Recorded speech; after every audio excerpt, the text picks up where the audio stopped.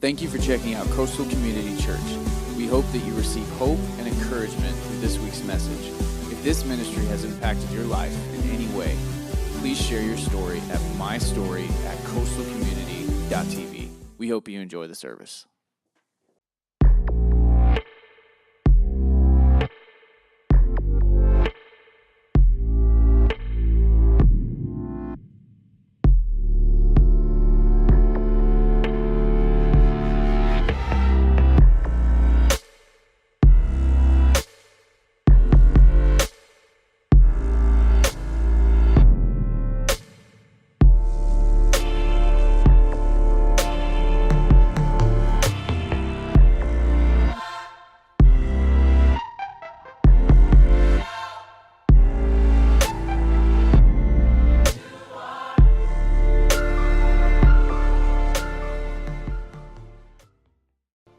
Good morning, 1150. How you guys doing this morning?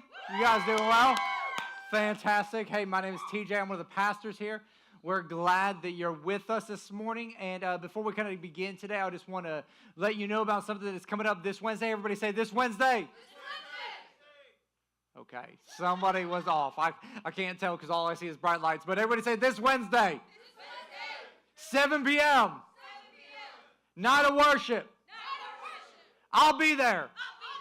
Well, hey, there weren't a lot of I'll be there's on that one. So, hey, this Wednesday night at 7 p.m., we have our night of worship night, and it's a great opportunity for us as a church. You know, we're one church, two locations. It's a great opportunity for all of us to come together, worship together. We do communion at this service, and we have childcare. I want to encourage you, if you've never been out, I want to encourage you to come out Wednesday night. It'll be a great, great time for us to worship together. We bring all our bands together, and they put together a team, and it's just a great, great night. And so hope to see you out there Wednesday night for that. We've been in a series over the last couple of weeks called Wisdom, talking about some of the different proverbs that are in the book of Proverbs that can give us some direction for life. And over the last couple of weeks, we've heard some great messages. We've heard Pastor Steve talk on Proverbs chapter 3 and the power and the fact that God's word isn't just a buffet, but it's a complete meal. And we can't just take bits and pieces, but we need to take all of it and utilize it and live by it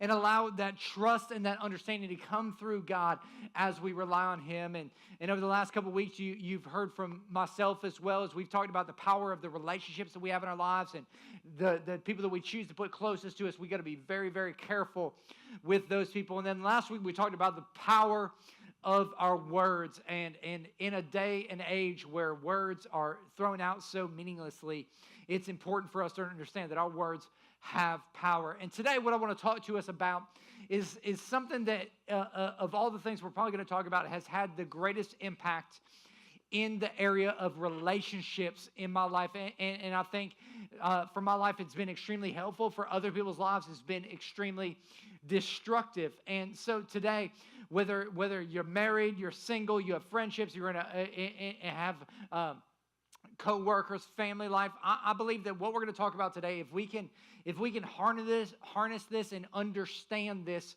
in the right context and see how powerful it can be a game changer for us. And today I want to talk to us about this area of conflict and how do we deal with conflict in our lives, because we're all faced with conflict in our lives, especially if you have authentic relationships. If you're going to have some authentic friendships, if you're going to have a real marriage, then you are going to have some conflict in those relationships. And I know that there's probably somebody that they just started a relationship, they're thinking, oh, I'm never going to have conflict. Well, when you last another 3 weeks, you'll find some conflict. And so, because every healthy relationship has conflict in it. It's not if you're going to have conflict, it's when you're going to have conflict, and how are you going to deal with that? And there's this great verse in Romans chapter 12, verse 18, and it says this: if it is possible, as long as it's concerned with you, as far as it depends on you, is what one version says,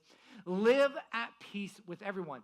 Now that word "if" there in the beginning is a big word, and that word is if it is possible. And I realize that there are some things that are out of your control and out of your circumstances that make some conflicts an impossibility, that makes peace an impossibility. But what this verse is saying is, if it is possible, from your perspective and from your place in the relationship, it is encouraging all of us as Christ followers to live with peace. In fact, it's telling us almost as a mandate that one of the goals of being a Christ follower is that you are to live at peace with everyone, and if at possible. And so many of us assume that if there is conflict in a relationship, that automatically means that relationship is bad. And I don't know where we get this idea, but for some reason we have it that, man, if there's conflict, there's something wrong in this relationship. And James chapter 1 talks a little bit about this. It says that in some of our relationships, the reason we have conflict is because of our sin and our selfishness. And from that aspect, yeah, that might be causing your conflict. And if it is, then that's something that you need to deal with. But for the majority of us, the conflict that we're facing in life is not because of a sin issue, is not because of a selfishness issue, it's because of a differences issue. Anybody ever encountered a personality that was a little bit different than theirs that kind of rubbed them the wrong way? Some of us have encountered that. Listen, there's nothing wrong with that personality.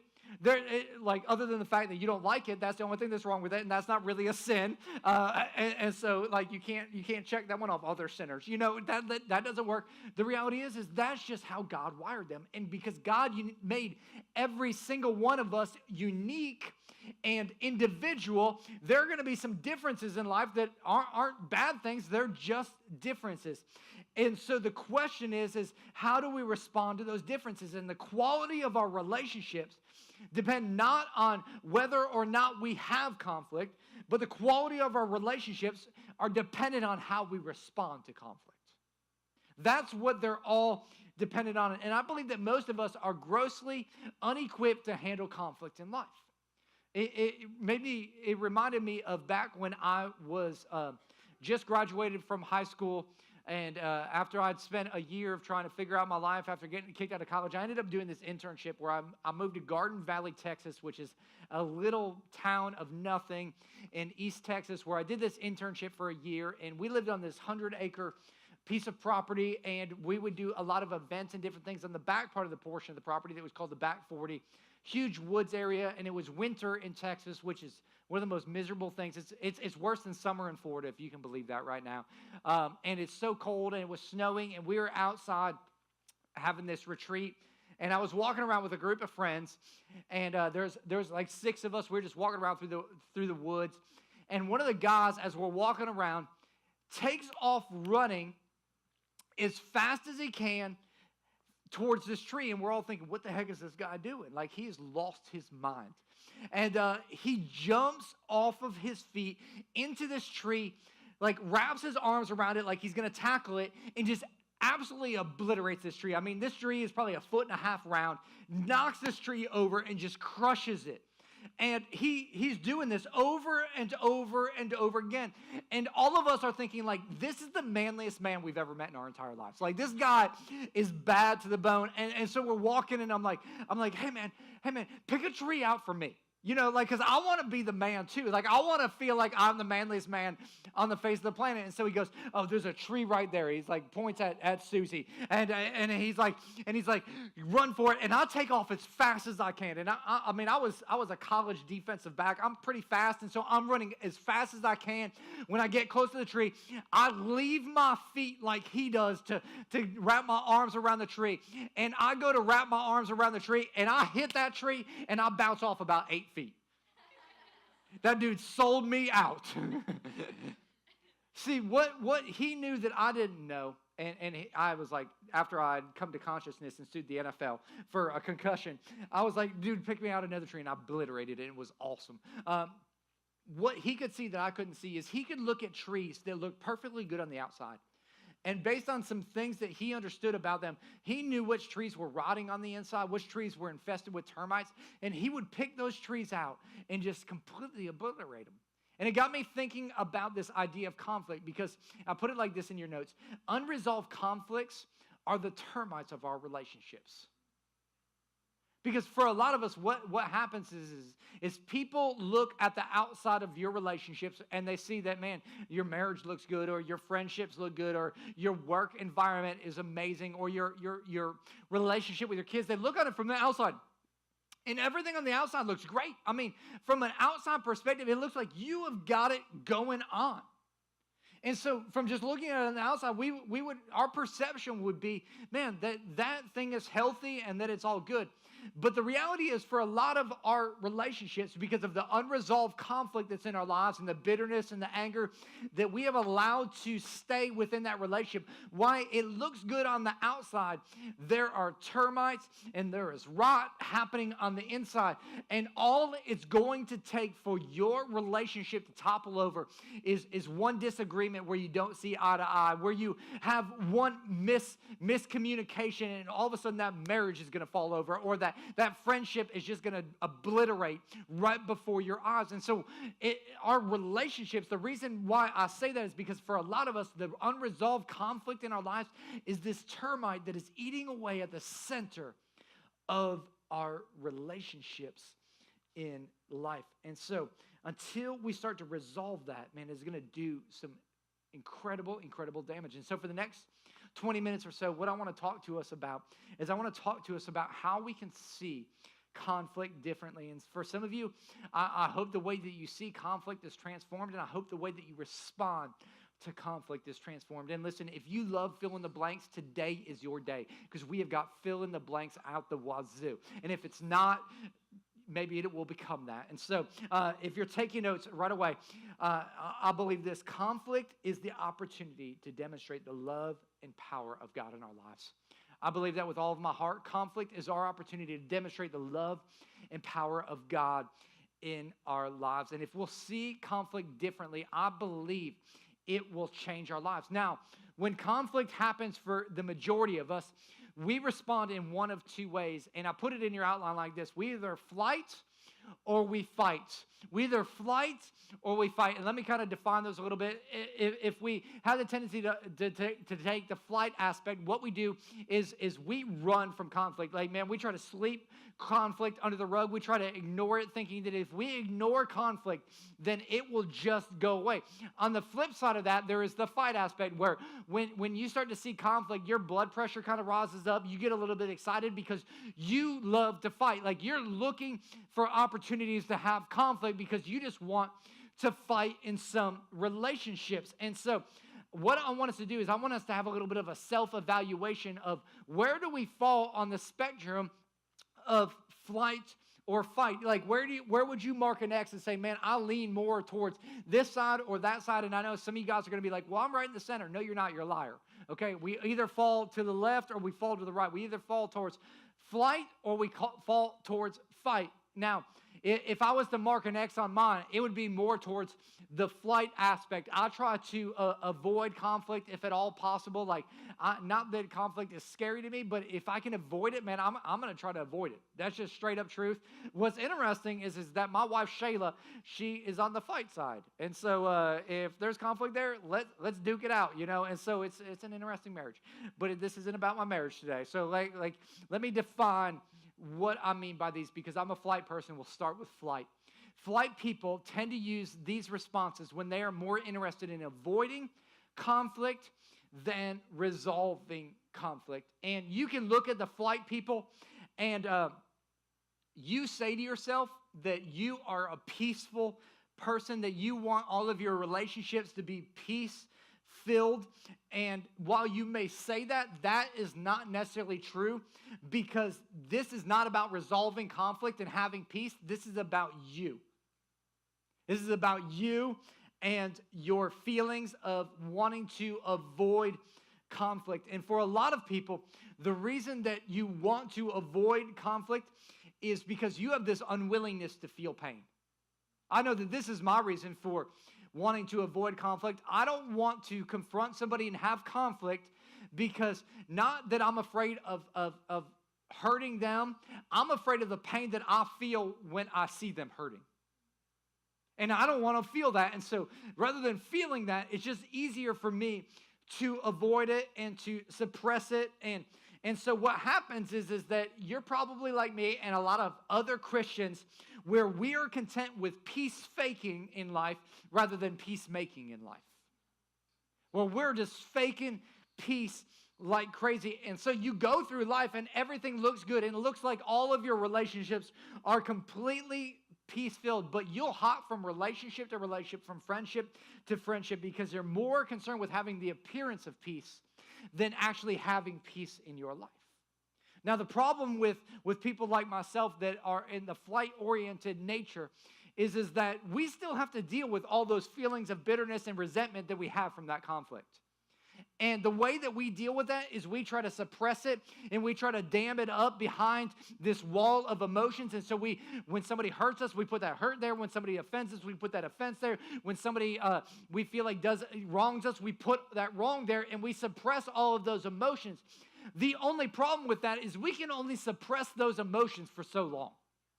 Anybody ever been in a conversation with somebody and you said something that might have kind of pricked them the wrong way, that wasn't really a big deal, but they totally overblew the situation and made it a massive catastrophe? Anybody ever experienced that? And you're like, what in the world just happened right there? Like that was a little rainstorm and they made it a class 5 hurricane. Well, the reason why they did that is because they've been suppressing all of that stuff for so long, and whatever you said or did in that moment, that was like the straw that broke the camel's back, and so you just didn't get that bitterness and the anger and the rage and the hurt from that expression that happened right there. You got it for the last 5 years that they've been holding up on.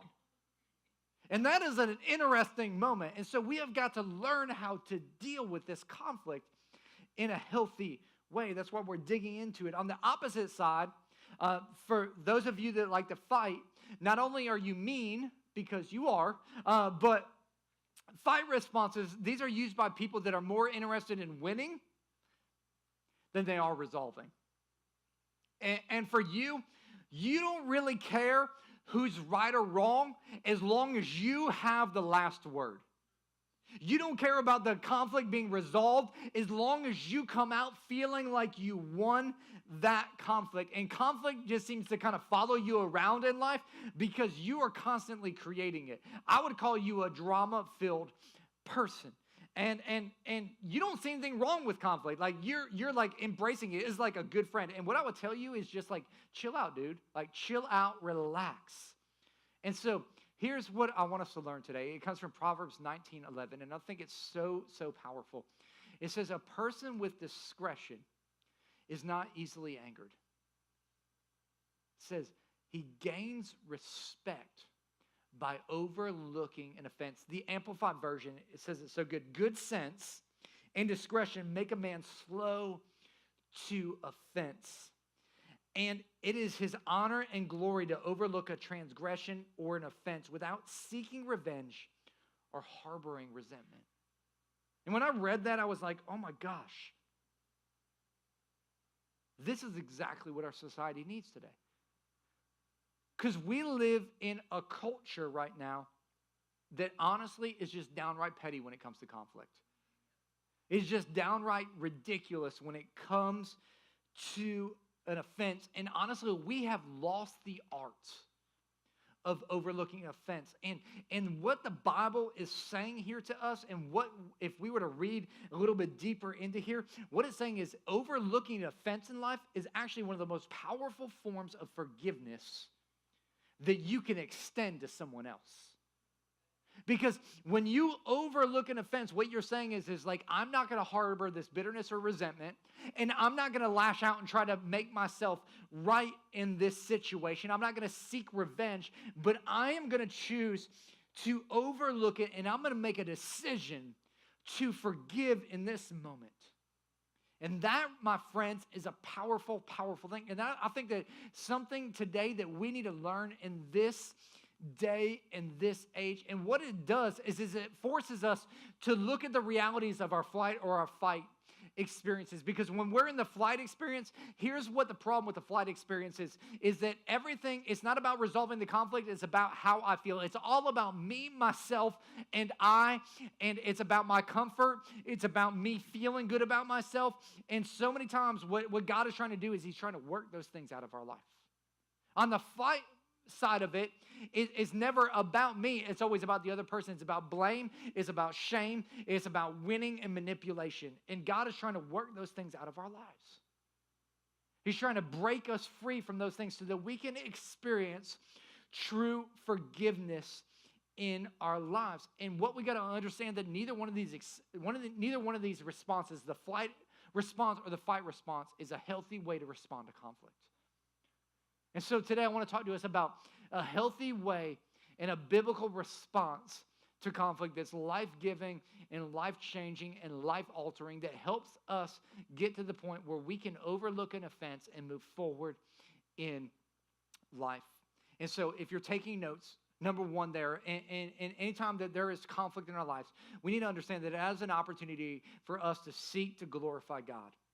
And I think every opportunity of conflict in our lives gives us an opportunity to glorify God. Because if you start thinking about your conflicts that you are experiencing right now in life, you start thinking about the disagreements that you're having right now in your life, every single one of those is an opportunity for you to show someone else who God is, what he is like, and what he is currently doing in your life. And as you start to show them that, what you're going to show them is the same grace and mercy that you've experienced in Jesus, they can experience as well.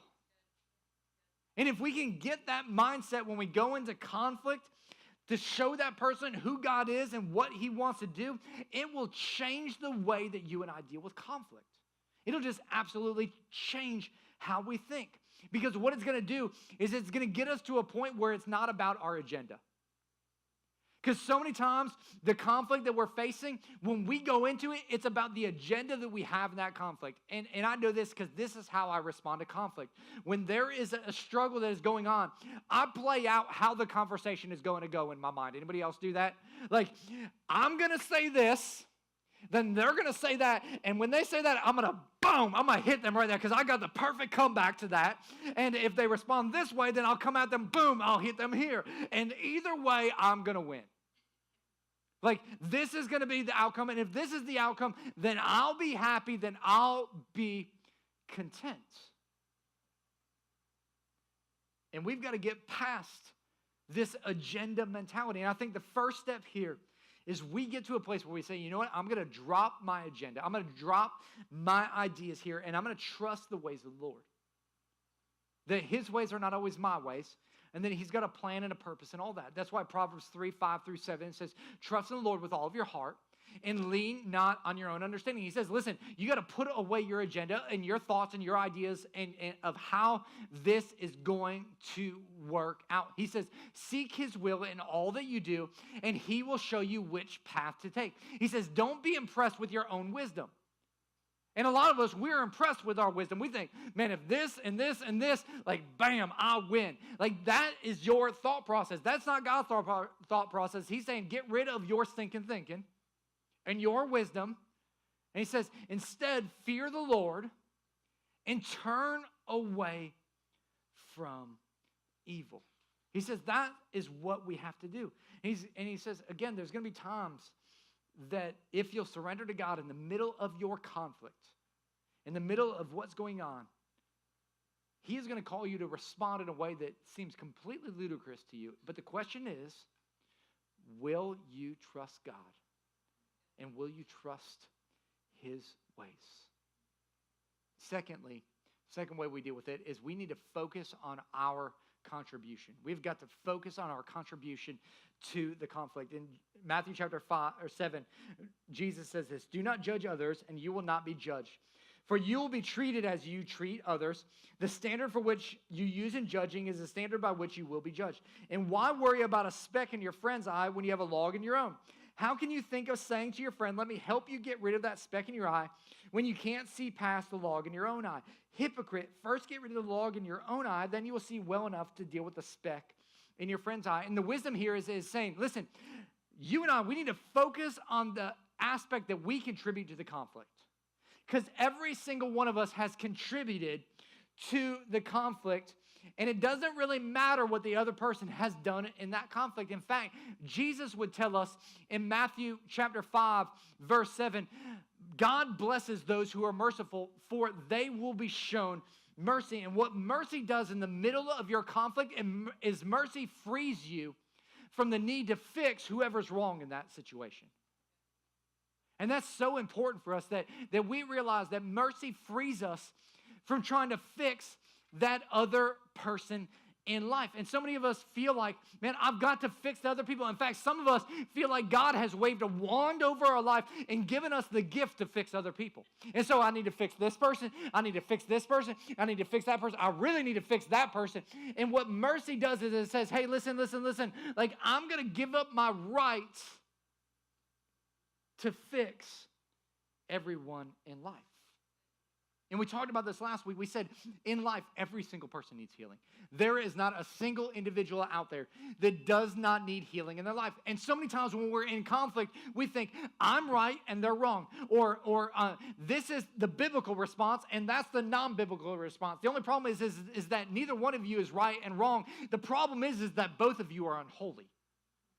And when you realize that you're both unholy in the situation, you realize that you're both set up in that situation, that you've contributed to that conflict, and that you personally are in need of the grace and mercy of Jesus Christ. It frees the other person, and it puts the responsibility on you to allow God to do what only He can do.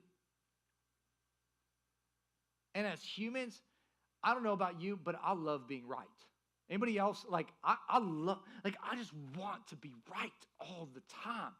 Like, I think my way is the right way. And when we give up our right to be right, I think it unlocks so much potential in every relationship. And I learned 4 words a long time ago that really transformed how I deal with conflict. And when I learned to say these 4 words authentically, it was a game changer. And the 4 words are, you might be right. And so when there is conflict in my life, whether it's with somebody at work, whether it's a theological debate, whether it's a conversation with Shayla, which I'm really good at saying this now, like if I can authentically get to a place in the middle of that conversation, in the middle of that conflict where I go, you know what, Shay? You might be right. Like, everything in that conversation changes in that moment. Like, the conflict that was so apparent all of a sudden starts to subside. But the key is you got to be able to say that authentically, because you go into conflict this afternoon and you go, you know what, you might be right, but you're probably wrong. Like, that's not going to help the conversation. And so it's got to be something that comes from the depths of who you are, and you've got to really believe, you know what, I might not have this all figured out, and I might not be right. And they might be right. Number 3, listen more, talk less. Listen more, talk less. Proverbs 18:2 says, fools have no interest in understanding. They only want to air their own opinions. Anybody ever met somebody like that? Anybody that person? You don't have to raise your hand. Saw this great quote on Pinterest. I love Pinterest. If you're not on it, email me. I'll invite you because you got to have an invitation. It's exclusive. I'm just kidding. I don't even know if it's that way anymore. But I saw this quote. It says, listening is not waiting to talk. And I thought to myself, man, that is so powerful. Because how many of the conversations that we have, especially when we're in conflict, we're listening to the person, just waiting for them to end so that we can give them our version of the truth, right? Like, we're not listening to a word that they're saying. We're just listening. Okay, are they finished? Okay, they're not done. You know when you're ready to go, like you're just ready to pounce on them. And I think that if we can get to this place where we truly listen to people, there are few gifts that communicate value more than time and attention. And I've just learned personally the best way to resolve conflict is with your ears and not your mouth. It's with your ears. And one of the greatest human needs that we have is the need to be understood. And there is not a better way for us to understand people than by really sitting back and listening to what they are trying to convey to us through their understanding. Number 4 is gently restore if given the opportunity. And I put if given the opportunity because that if is a very big if. It's kind of like if at all possible, if it's within your power. Like this is also if there's an opportunity. And there's not always an opportunity. But if there is, like, man, if we can gently restore it, and that word gently there is really important, because every time I'm in conflict, especially with people that I'm in close relationship with, and those are the people I have the most conflict with, I'm just being honest, like, we have the most disagreements. I always ask myself, like, how do I help that other person take personal responsibility for their actions in the conflict after I have already made sure that I'm glorifying God in it, after I have already looked at my portion that I contributed to it, after I've listened to what they've said and really understood where they're at. Like, how do I help them see the flip side of this? And for a long time, it's one of the reasons why I didn't really like conflict, because every time I thought I would have a confrontational conversation, I felt like I was harming people. And I learned a long time ago that there is a big difference between hurting someone and harming someone. And when I realized that when I would gently and lovingly and grace-filled go to somebody and share with them a concern I had about their life, that in that moment I was hurting them, but I definitely wasn't harming them. Because this is what I know, is that I've never gone to somebody and said something that was confrontational to them, and they've like loved it. Like, I've yet to have that experience. Like, hey, yeah, TJ punched me again in the throat. Like, that was great. Can you tell me some more that's wrong about me? I don't know anybody like that. But when I learned that as I had that conversation with them, that while it was hurtful in that moment, it was also extremely helpful. Because some of the greatest transformation that has taken place in people's lives is because somebody was bold enough and loving enough and peace-filled enough to go to somebody in a gentle spirit and tell them something that they needed to hear, even though they weren't going to like it in that moment. And while it hurt in that moment, it was one of the catalysts to the greatest transformation of their life. And so if we can understand that there is a big difference between hurting somebody and harming somebody, and we got to understand that when we attack somebody, that we're harming them. And harming them is not the goal. Helping them is always done in love, and sometimes help hurts. And the reason that I'm talking about this today, and the reason I think that this is so important, is because if we're going to truly be Christ followers, we have got to know how to do this stuff. Like, this is required of us, because if you show me somebody that has healthy relationships in their life, you're going to show me somebody that has learned how to deal with conflict, and I believe is being used by God in some powerful, powerful ways. On the flip side of that, you show me somebody in life that their path of relationships is littered with brokenness and heartache, and I'll show you somebody that has never learned how to deal with conflict in a healthy, life-giving way, and they're not close to living up to the potential that God has for them. And it goes back to this issue of being able to resolve conflict. And Jesus knew so much about this issue. And I think as this week, as I was studying some of Jesus' life, I was looking at some of his last prayers. And anytime you're looking at the end of somebody's life, because I've been by so many bedsides as people were dying and with family, I know that those last words are so critical. Like, they're not meaningless words that are thrown out by a person that knows that they're about to go to death. They're the most critical, most reinforced, and everybody in the family always leans in those moments because they know that something powerful is about to happen. And so Jesus is giving some last words in John chapter 17. And this is what he says. He says, my prayer is not for them alone. I pray also for those who will believe in me through their message. That's talking about us. He says that all of them, meaning all of us, may be one. Father, just as you are in me and I'm in you. He's saying, listen, I want them to have this connection with one another that's like my relationship with you, God. He says, may they also be in us so that the world may believe that you have sent me. I've given them the glory that you gave me, that they may be one as we are one. I and them and you and me, so that it may be brought to complete unity. Then the world will know that you have sent me and have loved them, even as you have loved me. And so what Jesus does here is he ties his reputation, he ties his credibility, he ties his entire message to the claim that his followers will find a way to have unity. He doesn't say that they're not going to experience conflict in life, but he is saying that, man, as Christ followers, one of the main priorities that we have got to have is we have got to resolve conflict and preserve unity.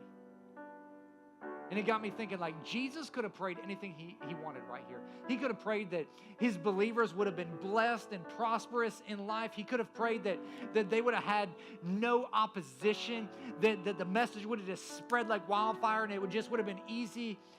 He could have prayed that everything would be safe and secure for them. But that is not what Jesus prayed. Jesus banked everything on the central idea that those who follow him, you and I, that we would preserve unity. And I know some of you are like, well, that's easy for Jesus to say. But Jesus, what you got to understand, that Jesus' life was always revolving around conflict. There was always a conflict that Jesus was in the middle of. It's not like he didn't experience conflict in his life. In fact, when he's writing this, he's about to experience the greatest conflict and betrayal that anybody's ever experienced. One of his best friends, named Judas, who is the greatest betrayer of all time, is about to betray him. And it wasn't just some guy that Jesus knew kind of on the side. I mean, this was one of the 12 disciples. Jesus trusted him so much that he put him in charge of the money. You don't put a guy you don't trust in charge of the money.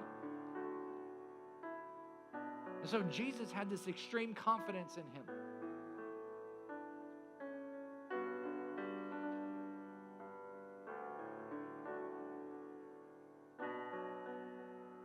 And so Jesus ends up being put on a cross.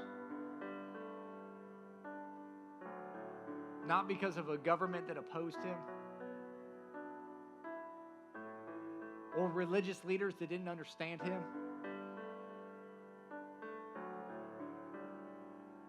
or a fickle crowd that cried out Hosanna one week and crucify him the next, or the disciples who followed him around for 3 years.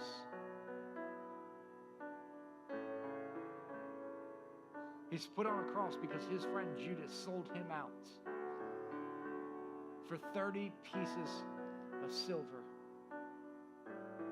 And so if anybody understands betrayal and conflict at its greatest, Jesus does.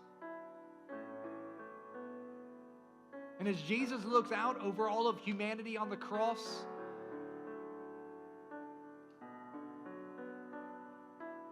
as he looks out over the disciples who deserted him,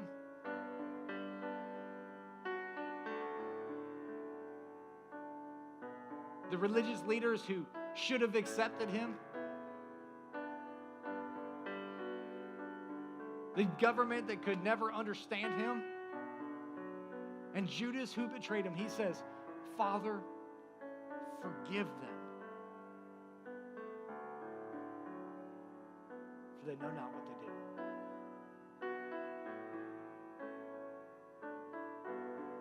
In the midst of the greatest conflict, Jesus chooses forgiveness.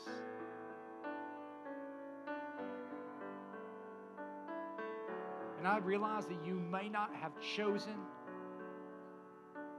to be in the middle of the conflict that you're entangled in today, but you do get a choice of how you respond to it.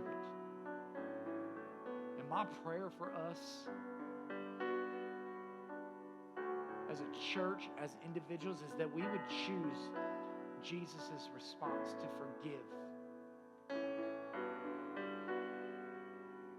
and try to keep unity when it comes to relationships. Thank you for checking out Coastal Community Church. We hope that you receive hope and encouragement through this week's message.